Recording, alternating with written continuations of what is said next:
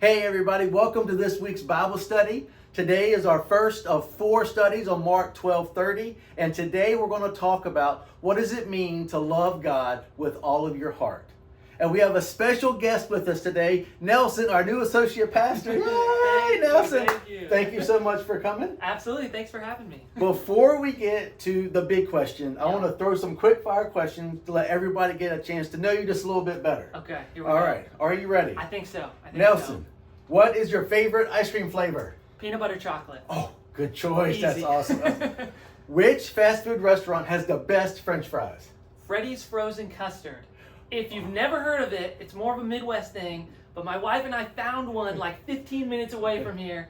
Best fries ever. Fantastic. We'll need to check that Yes. out. Freddy's Frozen Custard. Excellent. And then the last quick question is, what is your favorite hymn?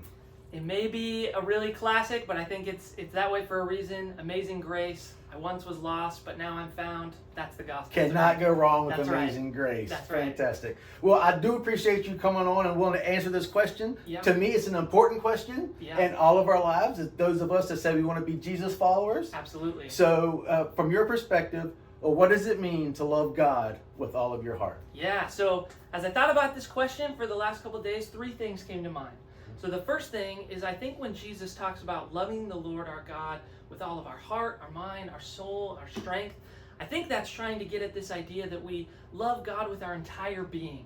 There's no aspect of our lives that we don't love God and love our neighbor with. It's not like I think about loving God, but I do something different. Or I just love God in what I do, but I don't love God with my mind or my heart. And so that's what I think the first point is that loving God has to do with our entire being.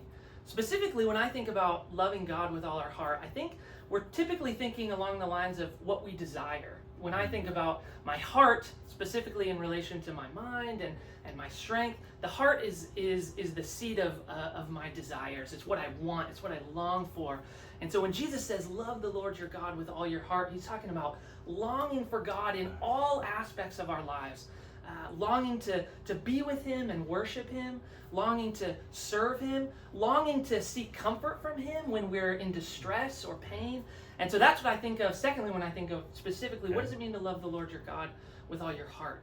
And the third thing that I think about that I think is kind of the really key phrase here is that Jesus doesn't say love God with all your heart. He says love the Lord your God. It's not some abstract concept of God. It's not some guy that we're just thinking about that's up there and out there. It's the Lord your God, the Lord who brought the Israelites out of Egypt, the Lord who was faithful to David and his kingdom, the Lord who came and dwelt among us. And so sometimes, I don't know about you guys, but when I think about this invitation from Jesus, it can be a little bit overwhelming because I think about my whole day, and even on my best days, it's hard to love the Lord with my whole being. And so the idea that Jesus is telling us, love the Lord our God, who's loved us first. There's a kind of a promise built into the invitation. So it's not we just have to do it all on our own. We can love the Lord our God in this radical way because God has already loved us. Right. That's the key. So those are the 3 things I think about when I think about loving the Lord your God with all your heart. That is so awesome and beautiful, and it takes us back to when because it is hard to do that with everything we've got, and sometimes we do fall short. Absolutely. And so then we can fall back on this idea of amazing grace. That's exactly How it. sweet this sounds. That is exactly That it. is I awesome. love it. I love it.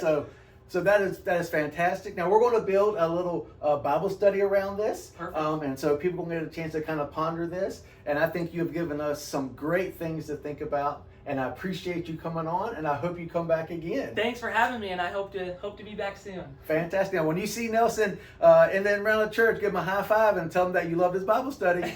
And we'll see you next week. Thanks, guys. Great job. That was awesome. That was great. One take, one.